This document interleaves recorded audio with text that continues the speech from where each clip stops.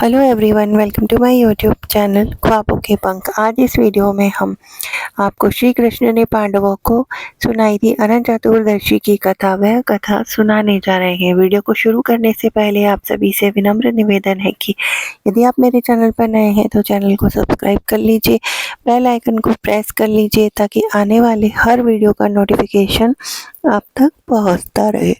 प्राचीन काल में सुमंत नाम का एक नेक तपस्वी ब्राह्मण था। उसकी पत्नी का नाम दीक्षा था।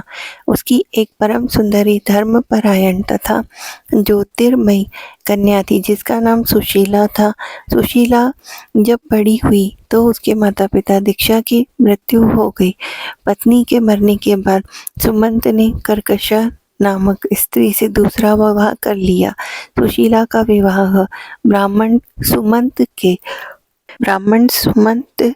के कौंडिन्य ऋषि के साथ कर दिया।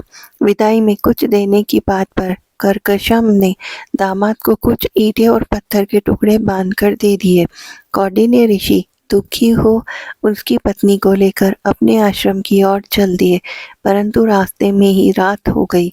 वे नदी तट पर संध्या करने लगे। सुशीला ने देखा कि वहां पर बहुत सी स्त्रियां सुंदर वस्त्र धारण कर किसी देवता की पूजा कर रही है।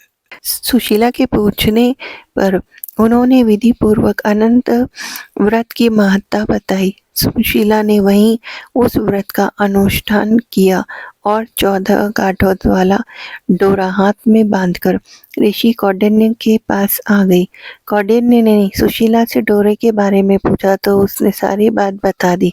उन्होंने डोरे को तोड़कर अग्नि में डाल दिया।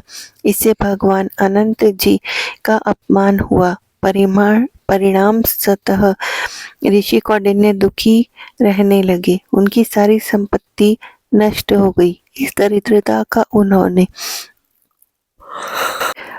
लगा कि उन्होंने धागे को तोड़कर अग्नि में डाल दिया था। अनंत सूत्र के इस अपमान के कारण कौंडिन्य ऋषि की सारी संपत्ति नष्ट हो गई और वह हमेशा दुखी रहने लगे और वह सोचने लगे कि इस अपमान का कारण वह खुद ही है। एक दिन वे भूख प्यास से जमीन पर गिर पड़े। तब भगवान अनंत प्रकट हुए। प्रभु ने कहा, कौंडिन्य, तुमने अपनी भूल का पश्चाताप कर लिया है। अब जाकर अनंत चतुर्दशी का व्रत करो और इसके पश्चात तुमने जो मेरी पूजा करोगे उसके पश्चात तुम्हें उसका फल प्राप्त होगा। और जब वह घर जाकर अनंत चतुर्दशी का व्रत किया और 14 साल तक इस व्रत को उन्हें करना था वह उन्होंने किया। कौंडिन्य ऋषि ने उन्हें कहा कि व्रत के प्रभाव से उनका जीवन सुखमय हो जाएगा और उनकी जो संपत्ति नष्ट हो गई है वह उन्हें पुनः मिल गएगी।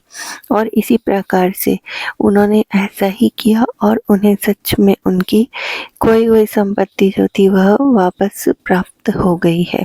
जो भी सच्चे मन से भगवान श्री हरि की पूजा करता है, भगवान श्री कृष्ण की पूजा करता है, भगवान श्री कृष्ण उसे कभी भी मुसीबत में नहीं छोड़ते हैं। यदि आपको हमारी कहानी अच्छी लगी हो तो इसे ज़्यादा से ज़्यादा शेयर करना, चैनल को सब्सक्राइब करना और बेल आइकन को प्रेस कर लेना। धन्यवाद।